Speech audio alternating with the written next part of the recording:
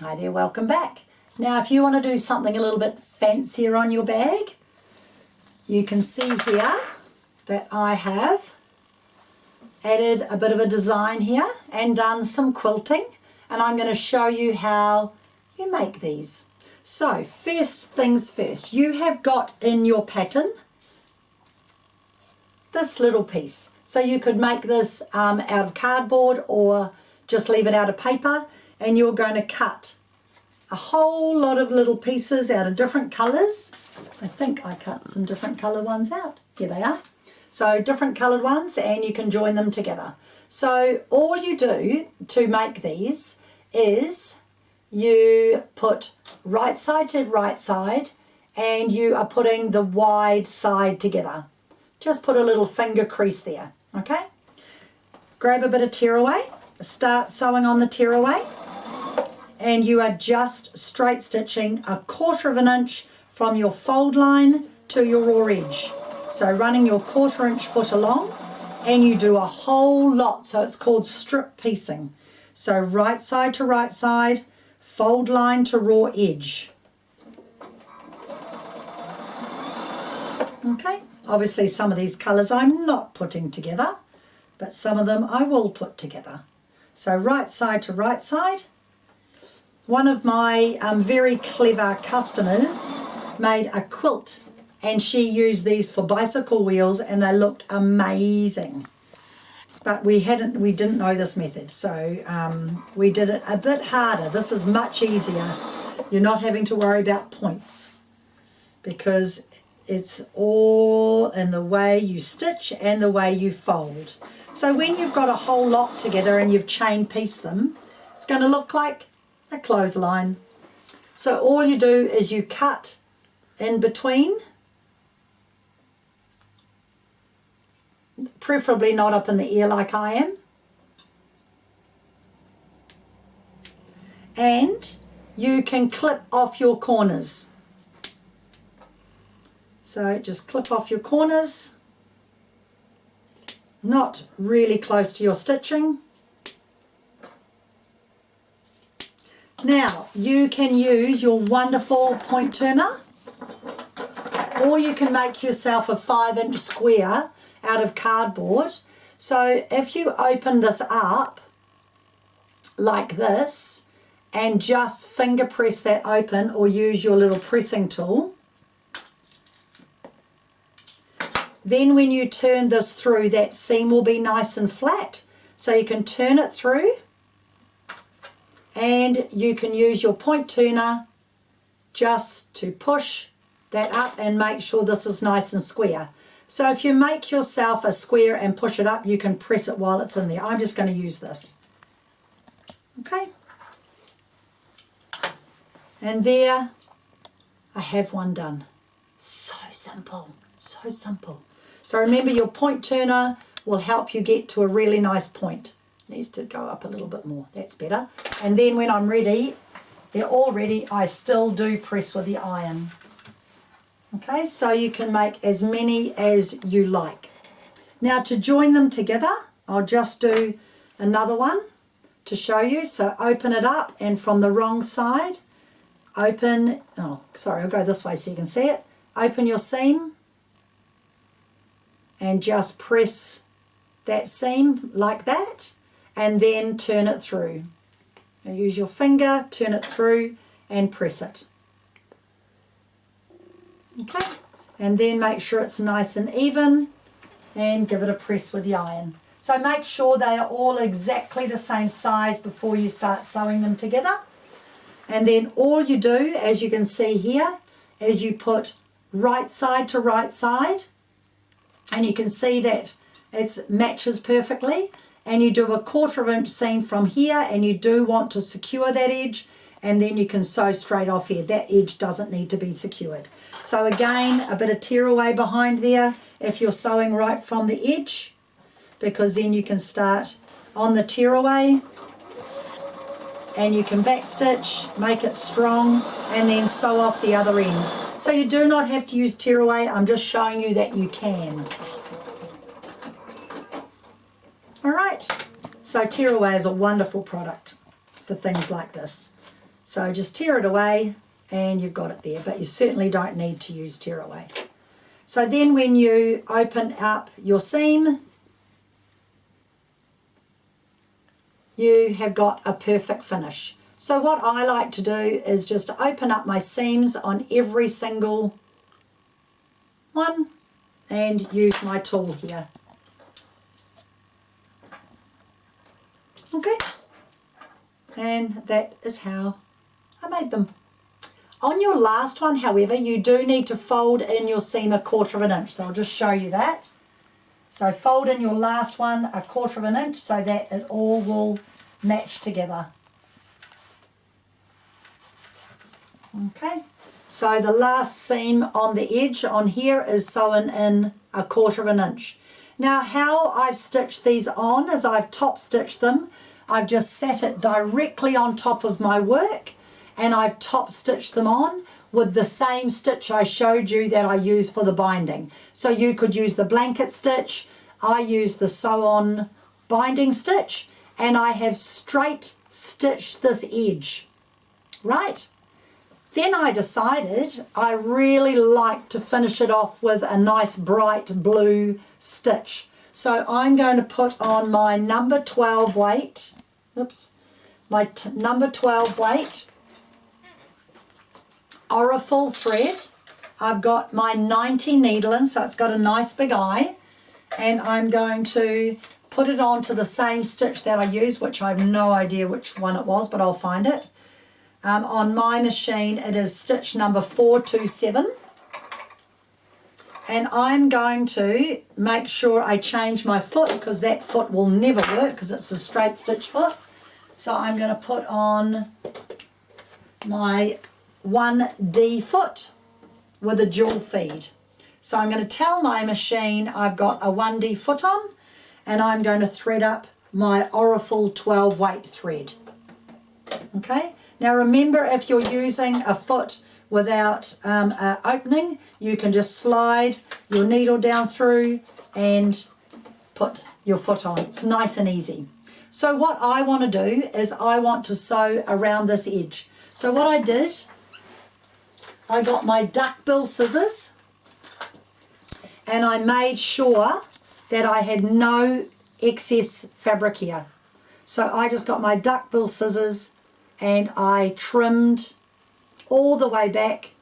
I did not have it up in the ear, but I trimmed it all the way back here so that my fabric was nice and tidy. Okay, and I didn't have any excess threads. Okay. So cut all the threads off. I could probably do a slightly better. There we are, that's better. Okay, now I'm ready to stitch it. So obviously I wouldn't normally have it sewn together. So I'm going to start off here and I'm going to mirror image my work so that it's folding in the same, going in the same way. I am going to run the right hand needle across my raw edge. Make sure I've got that, those threads all out of the road. And I'm going to bring my stitch length a little bit closer so it's, no, I'm not doing that. A little bit closer so it's tighter. So it's on 6 length, 9 width. So I'm just going to run it along here and I can see the edge. So when you're going to start doing something like this, you need to lock it off at the beginning and lock it off at the end. Now I have got white thread in the bobbin, so I'm actually going to put my tension down a little bit so my underneath thread will not show up the top. So I'm going to push my lock off function. I'm going to lock off at the beginning and I'm going to let my machine start sewing. Oh, wait. So something jammed. Obviously I didn't do something right. Perfect time to stop. I'm going to push my machine. I'm not going to touch my needle. I'm going to take out my shuttle system, my bobbin, and my shuttle system. Do not turn the balance wheel until you've taken everything out of your machine and checked what you've done. See, no jam up. If you don't do that, you could end up with a real problem if you keep trying to sew. So I can see I've got a little bit, oh, there's, it's all right. I'll just take that thread away. I had a little bit of excess thread there. Just going to get rid of that. I'm going to put my shuttle back in. Make sure everything's in the right place. And put it all back together. So please do not keep sewing. This is the biggest thing, and I'm glad that's happened. So I can stress to you, do not keep sewing, and then you won't jam up your machine. I'm doing it by feel because I can't see under here. Okay. There we go. You can feel it magnetizes. I always take my bobbin thread out. Actually, I'm not going to have enough thread in there to finish that, so I'll get another bobbin. And seeing as I'm doing dark blue, I'll put my black bobbin in. So just make sure you've got enough bobbin in. Put your bobbin back in. And don't stop there. Re-thread your top just in case something's not right. So cut your thread, pull it out, and re-thread your top thread. And then you know that you've started off everything right. Okay? So this time I'm not going to do the knot because obviously that's too thick. With this thick thread, I'm going to bring my bobbin thread up. So the other way you can get your thread through your foot is to just thread it down from the top. Okay? So this time I'm going to bring my bobbin thread up to the top and not knot it off. So I'm going to push pattern begin. And I'm going to bring my bobbin thread up to the top before I start. Like that. Oh, short edge because I cut it. Bring my bobbin thread up to the top. There we are. Did I get it? Oh, yep, there it is. And push pattern begin. Right, I'm ready to go again. So now I'm not going to have a big knot there and it won't jam up. So just start sewing. And nice and slow. Now here's the secret. I'm going round an inside curve. So I can sew quite well going around an inside curve, but if you get to a point where you know you're going to be moving the stitching, you need to do 1 or 2 patterns. So I'm going to put it on pattern 2, so it's going to stop after 2 patterns. So I'm just going to sew, and it will stitch 2 patterns and stop. Now I'm going to turn it just a little bit. It's going to sew 2 patterns. I'm going to stop and see I'm just lifting and turning slightly. It's going to sew 2 patterns and stop. So this isn't a really sharp curve, so I don't have to do it singly. So just doing it 2 by 2 is going to work. I can turn it up a little bit. Don't go too fast because this thread is very soft and it will shred. So just go nice and slow, but 2 by 2 works for this curve.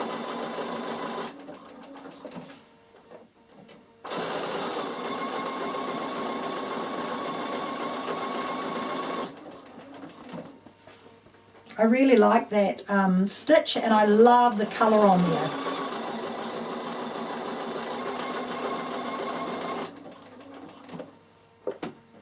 It's a nice way to finish off a raw edge. So pick a stitch that you love and just do the same on both sides of your bag. Now, or your box. Now you can see what I've done here. Normally I wouldn't do this, but I've actually joined my base seam. So normally these would be done separately. So just if you're wondering, because I sewed it together during Bernina Club. So normally I would not do that. And just keep going around till you've finished your whole design. And you can see that I've only quilted it very simply. So on this side, I'll turn it over. I've done an echo quilt around my points. And then I've just done 1, 2, 3, 4 rows of stitching underneath. So it's very, very simple. So I'll just finish after this one.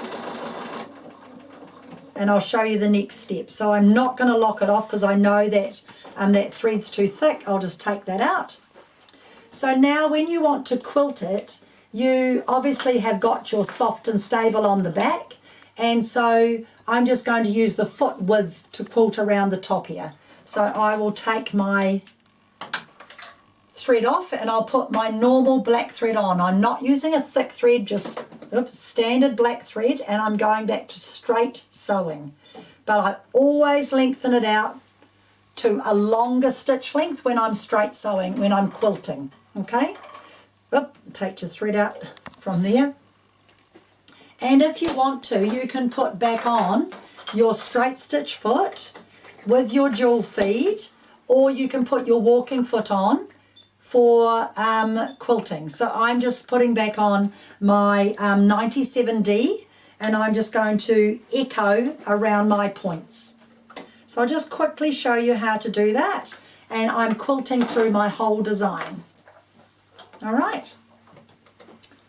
So all I'm going to do is start, did I go from the edge? No, I went from my point here.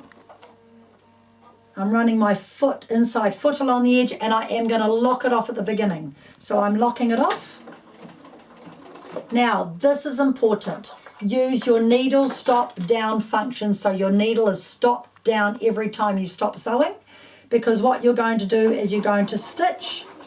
When you get up to your point, you're going to stop with your needle down. Now, when you turn your work, if your foot isn't in the right place, you have not gone far enough. So I need to do another stitch.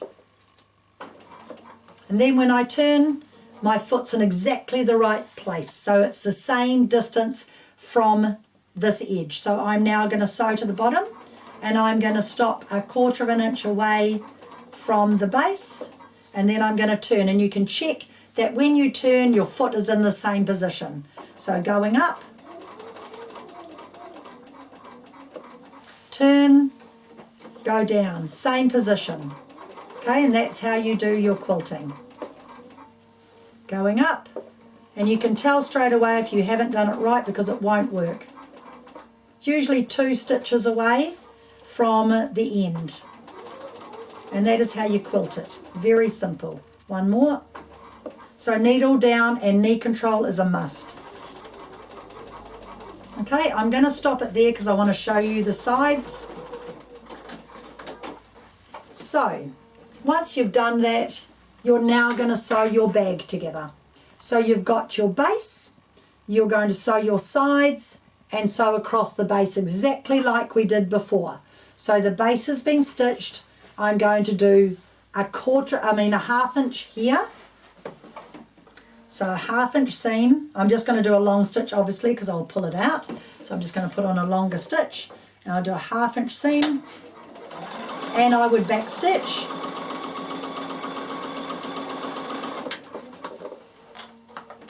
And then you put the 2 pieces together. So this shows you clearly.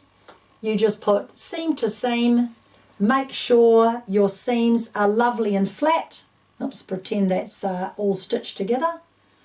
Actually, I'll just stitch that again because you won't be able to see it clearly. Otherwise, I'll back stitch. It's going to pull out anyway. Just make that a bit stronger for you to see. Seam to seam, and then open the seams out, and then a 1/2 inch seam across here. Oh, I know what I've forgotten. I'll show you it next.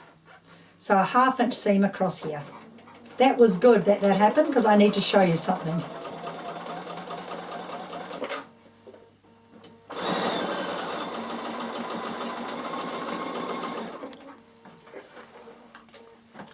And that is how you do it. Now I'll show you on here. Can you see I've got some stitching lines, some straight stitching lines, and this meets exactly on the points, so that when you turn it through,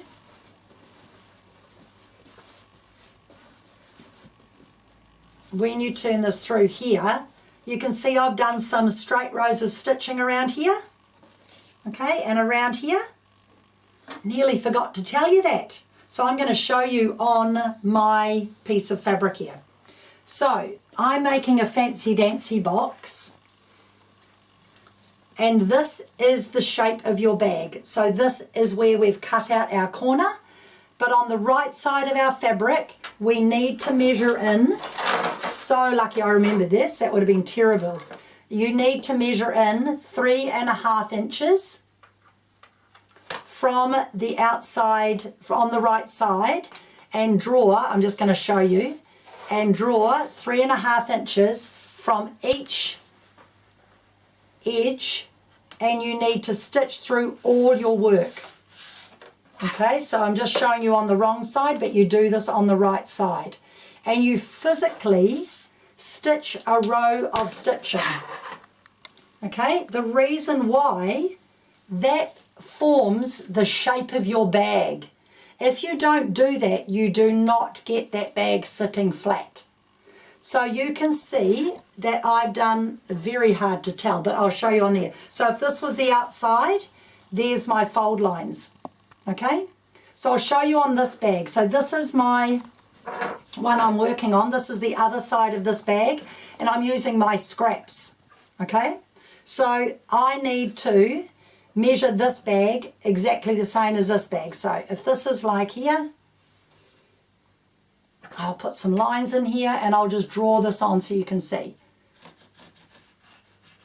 I've done some chalk lines as well. And, oh, I've already done across the top. So, I need to cut off, I'll just cut this off so I can show you really clearly. This is getting cut off to be exactly the same bag on the other side.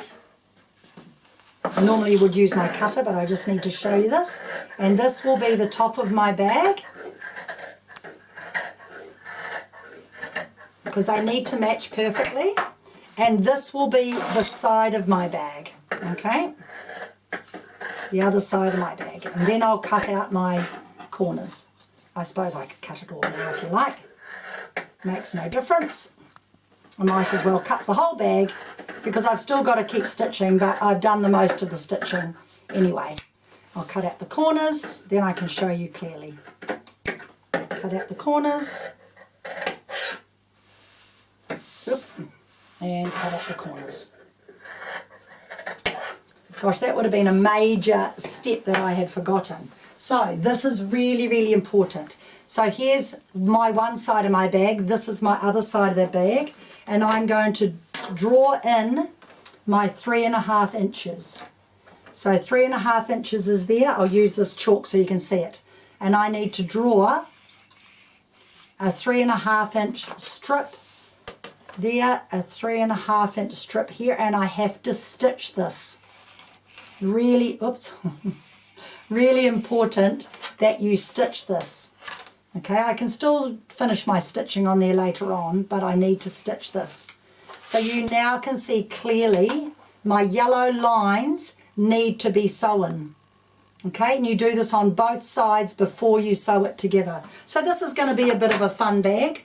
This bag is going to end up looking really fun, and I think this is my lining that I've made for it. So you will see these all finished. I'll post some photos of them. That goes in that way. That's going to have the lining, nice bright lining. I think I might put the same binding on the top. So they are quite a fun bag to make, and they'll be fun finished. Oops. Right, so you want to match a colour thread that's going to blend. Okay, so all I'm going to do is straight stitch that with a grey thread. So I happen to have remembered grey thread. Okay, so all I'm going to do is a straight stitch, and I put my straight stitch on 3 length. Okay, and put, oh, it doesn't matter what's in the bobbin. So I'm just going to put grey on the top and straight stitch that, and that's what you must do for the shape of your bag.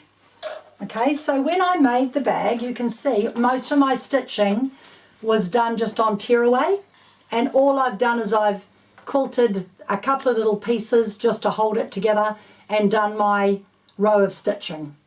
Okay, and this is going to make a fun bag. Actually, this one's going to be made into a bag, not a box. So I'll just quickly straight stitch this to show you what you must do on each side of your bag so you get the shape. And that is how you make your bags or boxes, whichever you decide to make. They are real fun. And I've really enjoyed doing all my fun stitching on this particular one. So I'm just going to straight stitch down here. Got my jewel feet on. I've got my length on 3. And all you do is go through your soft and stable, through all your design. You don't even notice it's there, but it gives you the shape of your bag. Okay? Really important. One of the ladies didn't do it and her bag ended up a bit of an oval. So it's really, really important that you do this step.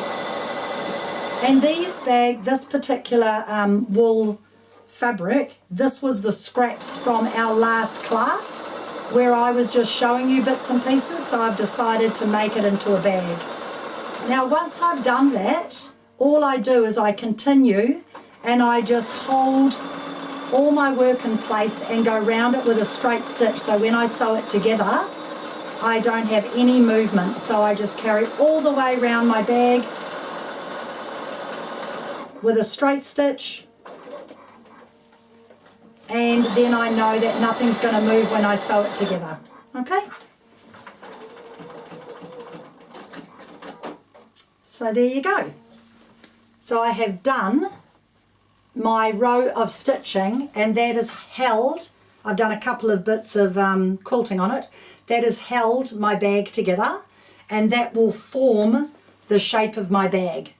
Okay, so when this is finished I will show you, but I'm just having a bit of fun doing some stitching on it, and I've realized that's going to be underneath my bag and you won't see it, but so be it, because it was just scraps that I was utilizing up. So it's going to be a little bit of fun. So I might put another one of these over here and that will be on the side of my bag. Okay, so have a bit of fun. If nothing else, have a go at making these, or you can piece some fabrics together that you love, or you can use it plain. So yeah, have a bit of a go, and I think it's quite a fun thing to do on a winter's day, and I'm certainly enjoying making these. So I'll see you again next month. Happy stitching.